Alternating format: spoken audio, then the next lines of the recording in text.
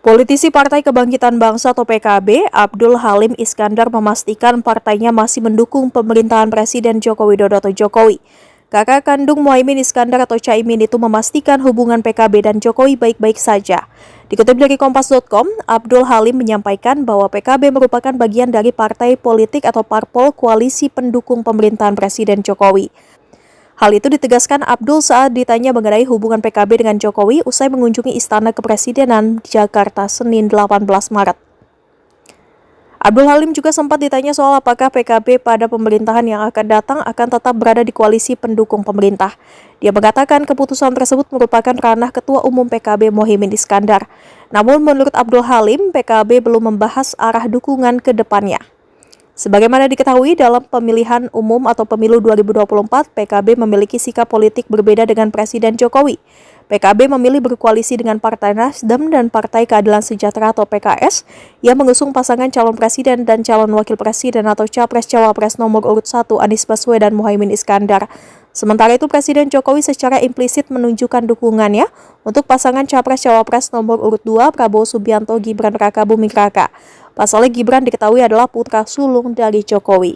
Saya memohon waktu ke Pak Presiden untuk kegiatan laporan berkala.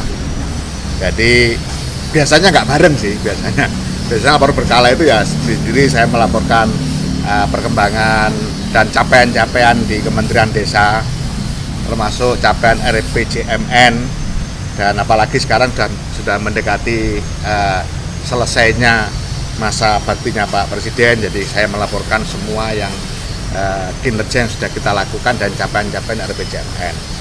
Bu Ida juga melaporkan hal yang sama.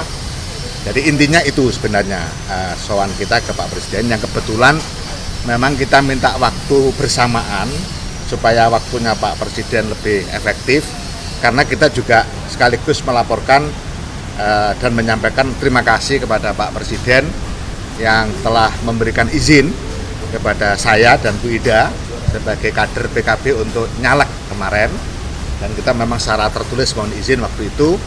Nah, kita sekarang melaporkan alhamdulillah Bu Ida mendapatkan prestasi yang luar biasa, terpilih sebagai anggota DPR RI dari Dapil DKI. Itu yang luar biasa di situ. Makanya ini juga kita laporkan ke Pak Presiden. Kalau saya sih tidak berprestasi, karena dapil saya dapil biasa, bukan dapil neraka, bukan juga dapil surga sebenarnya, tapi itu.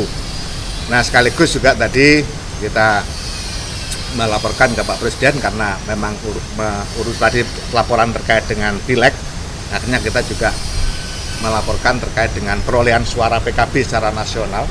Alhamdulillah naik cukup signifikan dan banyak pecah telur, sehingga penambahan kursi PKB secara nasional itu tidak hanya di Jawa.